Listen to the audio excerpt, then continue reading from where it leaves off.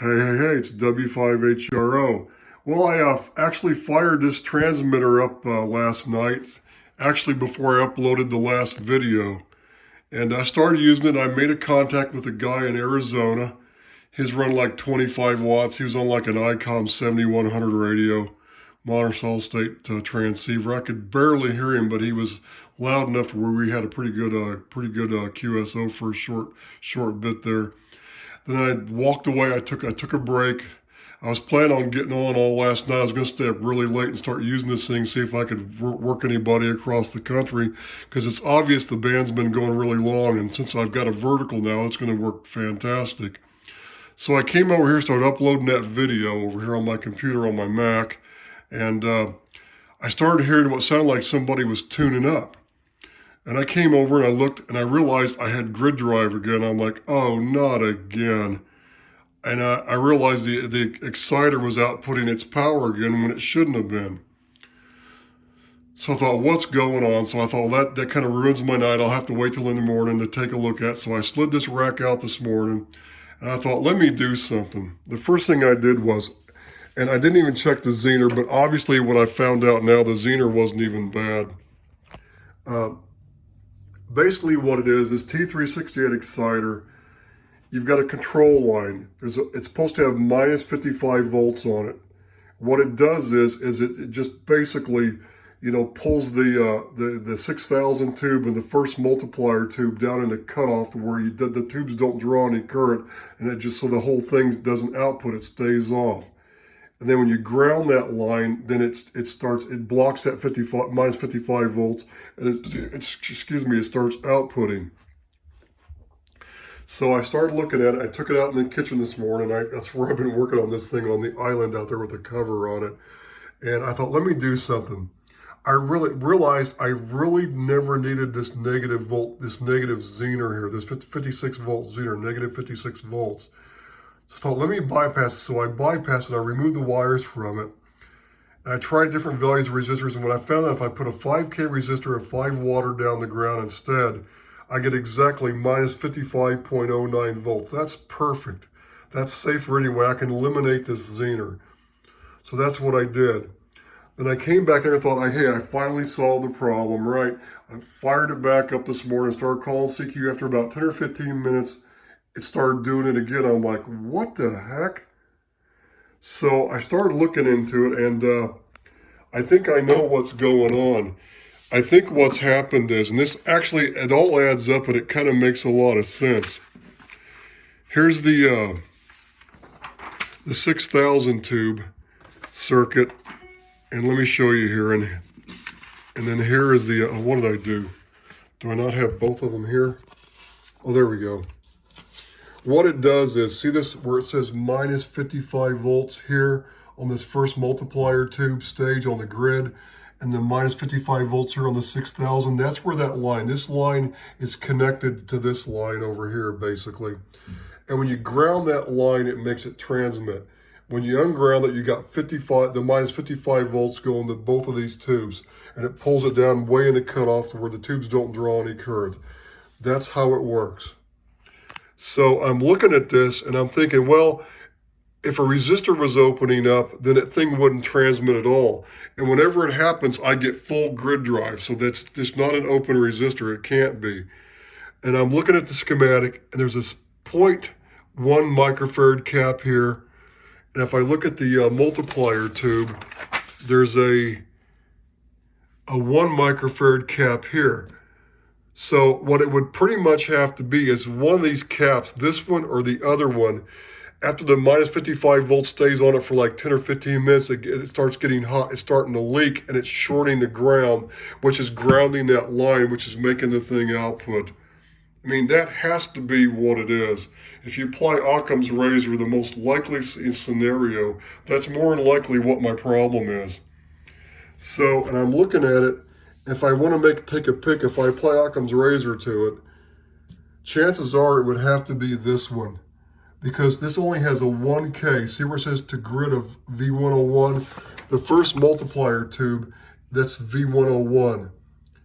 And if you look where this one mic is over here, and it would have to, if this was a shorting the ground, then it'd have to go through 150K to the 6,000 to turn it on too. And I'm like, okay, it still could be that one on the multiplier too, but the most likely scenario is it's this 0.1 mic cap that's leaking the ground. So, and I'm thinking about it, and I couldn't. When I finally, I reworked this thing just the past 2 or 3 weeks, and I changed those 215K resistors that I had in parallel for 7.5K, dropping to that negative, that 50 minus 56 volt Zener. And then I had all of a sudden realized I had to go to 40K. Why was it that drastic? And I'm thinking, you know what probably happened? When I was out in the garage 2 summers ago building this thing, the reason I had to go to 7.5K of dropping resistance on that Zener was probably because one of these caps, if not both of them, were more likely leaking. So I had to increase the current to the Zener to compensate. And over time, one of them finally gave out. So that's why I had to actually, that's more likely what was going on, because now I had to have like 40K in series to get the right current on that Zener. As of before, I only had to have 7.5K, which is telling me one of the components in here was probably going bad, which is why I had to do that in the first place. So I've got to take this, I'm going to slide this rack out of here again. And I think what I can do is, I think I can lay it on its side, and I think I can just remove this one bracket that holds the front panel on to the bottom of the rack, and just get it out of my way. And I think I can reach up in there, and I can probably get a small soldering iron to where I can actually get to these 2 capacitors. I'm good. The one on the 6,000 tube, there's a lot of room. I know I can get to it, and I've already discovered where it is. C133 is there. It's over here. I think I can reach up in there without having to pull the exciter off the whole thing and disassemble it. I don't want to have to remove that exciter from that rack. It's going to be a major pain because all the wires going down, everything is hardwired, hard soldered. I'd have to unsolder every wire and pull it all out, and I really don't want to do that. I think I can get to it the other way. I should probably change both those caps, but more than likely, and then see C102s over here underneath. I think I can get to those. I've got a really tiny 20 watt mini iron. I think I can get up in there and I can probably get those 2 caps loose and replace them. I hope. I'm hoping it's the one on the 6,000 tube. I'm going to try it first. That's the multiplier, I'm sorry. I'm going to try it first because that's as easy. I think I can see this one in there, and I know I can get to that one pretty easy. Chances are it's this one. If it's not this one, it's the other one.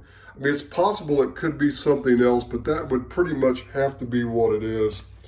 If you apply Occam's razor to what's been going on and the most likely scenario, I mean, that has to be what it is. But see, this is kind of what separates ham operators from real ham operators, because, I mean, how many of the newer guys could look at this stuff and figure this stuff out without help? You know, so... Anyway, I won't get into that, but this is why ham operators need to know what the hell's going on to be able to work on this stuff. You have to have the technical knowledge, and unfortunately, many of them today don't have it. They just don't understand this stuff, and they couldn't fix this stuff if their life depended on it. So I'm kind of proud of the fact I can actually work on this stuff and figure it out. But anyway. Not to criticize anybody, but it's surprising that this stuff's getting to be a lost art. There's not too many of us left around that could actually delve into this and figure out what it is this quickly. You know, it would take that people would have to send it to somebody like us to fix it for them. You know. So anyway, I'm going to get into this thing here probably.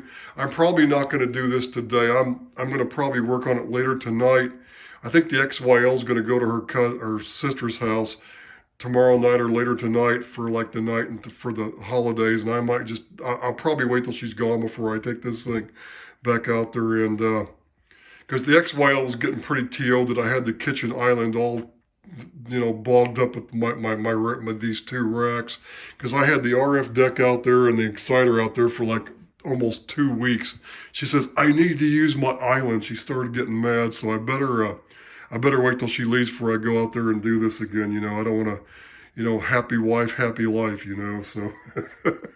I need to be careful because I kind of took advantage of the fact that I needed to get this thing working, and she understood that. I just didn't want to do it out in the garage because I really didn't have enough room to do it out there. So as soon as I get this thing solved, I really don't want to use this until I fix that problem, because I can get on the air for about 10 or 15 minutes. I can call CQ, I can make one quick contact, and after I do that, the damn thing keeps, the grid drive stays on, because this line is shorting out, and it has to be one of those caps. That more likely has to be what it is. I would almost bet my life on it. It's one of those two caps. It's C133 or it's C102. It's one of the two of them. So that's it for now. This is W5HR and an O.